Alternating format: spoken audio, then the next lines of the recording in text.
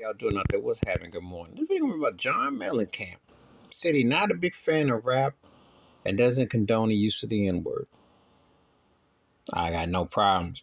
Mellencamp's in his early 70s, been around for a long time. I still remember Jack and Diane.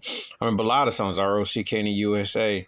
He was one of those guys that he stayed in his folk pop rock lane, but he always acknowledged R&B music. He always gave it love. He never was a cat that was faking the funk about that.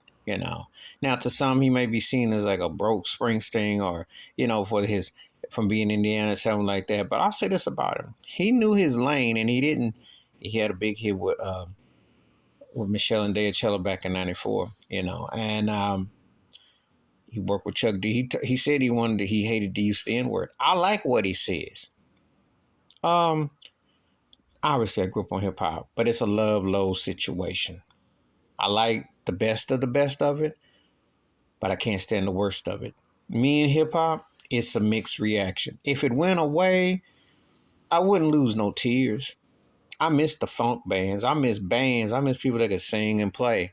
I miss this boutique, bougie, coonery, buffoonery, fake CEO garbage that is parading around like the billionaires and their shot callers and bosses, when they're nothing but plantation field hands and house ninjas for the white man's plantation. Jimmy Iovine, Clive Davis, and those cats run the business. And they got puppets that they pay money to look like they part of the business. See how that works? But you see, and the music suffers. And then the use of the N-word and always derogatory towards black folks all the time, just putting black folks down, shooting and banging. That's why the music alone is representation of a culture that doesn't love one another.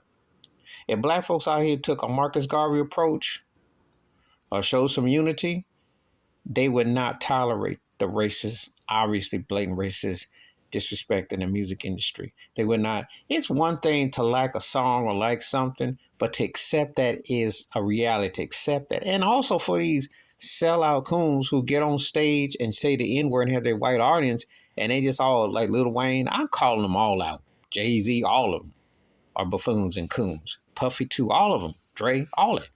Because you ain't addressed that. You ain't gonna never have a white artist get on stage and mock their culture and be derogatory and debase themselves for a dollar. They do other things to sell. They're not putting down their culture. They ain't gonna give a white, but they're not gonna do that. So why do black artists feel compelled to get up there on that minstrel show and do that? And that doesn't label all rappers, but a lot of it that gets pushed out there is what has happened. And a lot of it is because they don't speak out on nothing. So it's treated kind of like a contact sports that, okay, this is how you feel.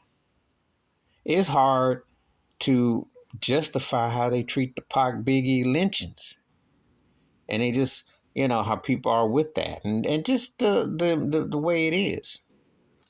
So creating this false illusion of a lifestyle. So I understand what John Mellencamp. Because I know there are black artists who feel that way, but they're afraid to come out to speak, except like maybe someone like Stephanie Mills. There's a very few to come out that will actually tell you. Ray Charles did. He said, I'm disrespecting nobody. He said, but I did that when I was 10 years old. Blind Man told you what was up. We know it sucks out here. Cornballs like Drake. I can respect a Kendrick Lamar, but he ain't that deep. He ain't do nothing more than Ice Cube did or Gil Scott-Heron did to get all that kind of attention. Talent, but not that deep. And again, it's all part of the chain. How they get you. And the East Coast, West Coast crap was embarrassing. All that mess was embarrassing. You don't own nothing. You have no turf. You have no territory. All you doing is playing into the plantation and the massing. John Mellencamp just told you that, hey, it's tough.